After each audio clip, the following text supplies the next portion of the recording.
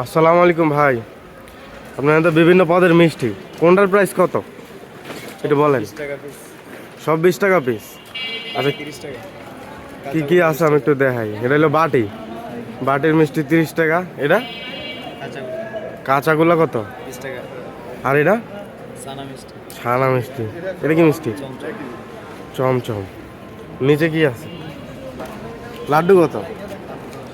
লাড্ডু 10 টাকা করে। এটা মনে হয় 10 টাকা, ছোট সাইজ না?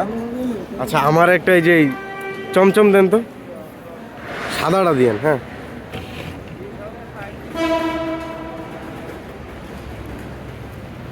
আচ্ছা এই হইল চমচম মিষ্টি না? এই যে মিষ্টিটা, বিসমিল্লাহির রহমানির রহিম। মাশাআল্লাহ, সুস্বাদু আছে খাইতে।